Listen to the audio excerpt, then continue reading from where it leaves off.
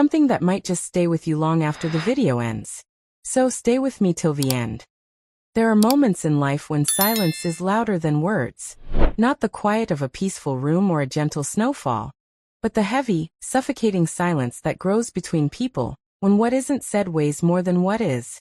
For the first time in a long while, I felt completely alone in my struggles. It wasn't just the kind of loneliness that comes from being physically by yourself.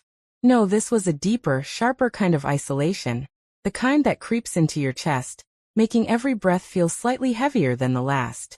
I had just lost my job. The cafe where I had spent almost 3 years pouring coffee, perfecting lattes, memorizing regular customers' orders, had closed without warning. No notice. No soft landing. One day I was greeting people with a smile and a cup of warmth. The next, I was staring at the bills stacked on my kitchen table, panic tightening around my chest. Rent was due in less than a week, my savings barely enough for groceries or a tank of gas.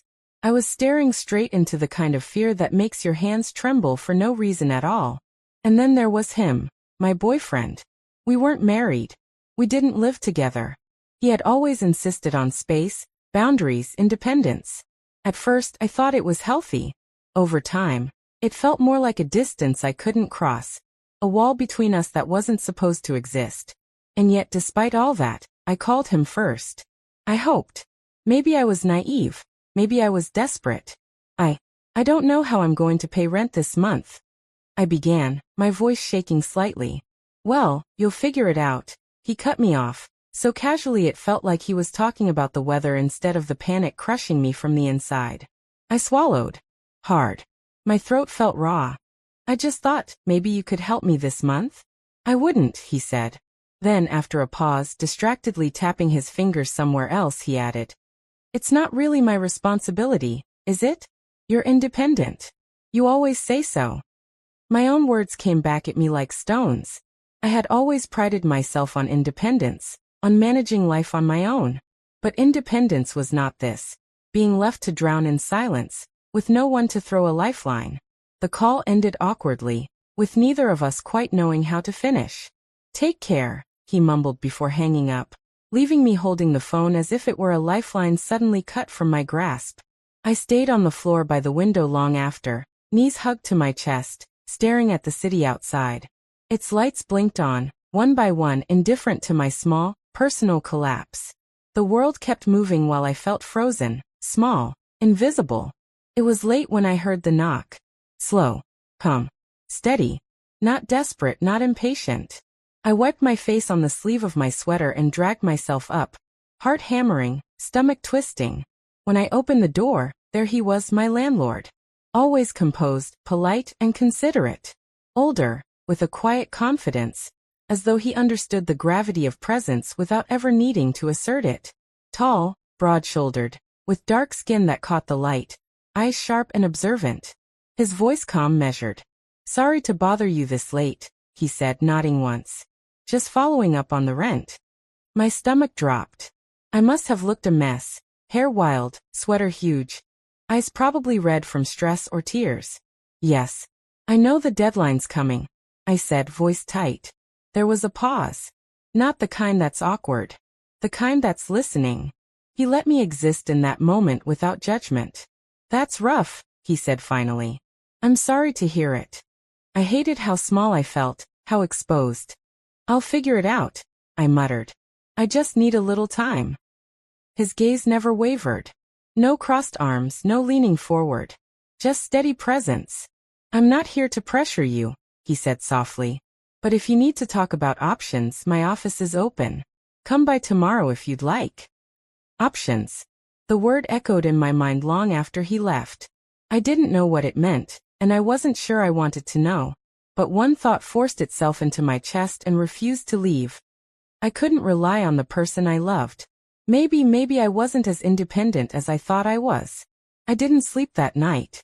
I lay staring at the cracks in the ceiling, counting the hum of the refrigerator, like a metronome marking my failure. Every time my eyes closed, I heard him again. Not my landlord, but my boyfriend. "You'll figure it out." Words that sounded supportive, but felt like empty echoes bouncing off my own desperation. By morning, The ache in my chest had hardened into something colder, sharper. I moved through the motions because I had to, not because I wanted to. Showered without really feeling the water. Got dressed without caring what I wore. Jeans and old t-shirt, hair pulled back in a careless knot. The notice on my fridge glared at me like a quiet threat. Rent due soon. I hated that the thought of calling my boyfriend again felt impossible, humiliating. I hated knowing the conversation wouldn't be any different. And yet, somewhere between pacing and checking my empty bank account for the third time, I found myself putting on a little lipstick. Barely noticeable. Just enough to feel like I was trying. Changed my shirt twice before leaving. Simple clothes. I didn't want him to think I cared too much. But the truth? I did. The landlord's office wasn't far. Just a few blocks behind a row of shops I'd walked past countless times. The door was open. Soft music playing from a radio on his cluttered desk. When he saw me, he didn't smile immediately. Just nodded, motioning me in. "You made it," he said calmly. I nodded, throat tight. I sat down across from him, feeling 12 years old again, waiting to be scolded for forgetting homework. "I'm sorry to just show up," I said finally, the words heavier than they should have been. He leaned back slightly, hands resting calmly on the chair arms. Eyes on me. Calm. Patient. "You're welcome anytime," he said.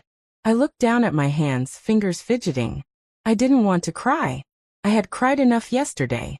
"I lost my job," I said again. "I don't have the rent this month. Not even part of it." The words tasted like defeat, failure. And yet he didn't flinch. "I appreciate your honesty," he said slowly. "Most people don't even do that." There was a pause. Heavy, but not suffocating. He was giving me space. "I've been looking for work," I added quickly.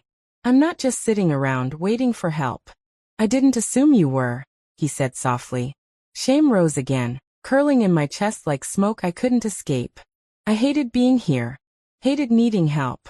Hated feeling exposed. "I don't expect a free pass," I whispered. "I know that's not how it works."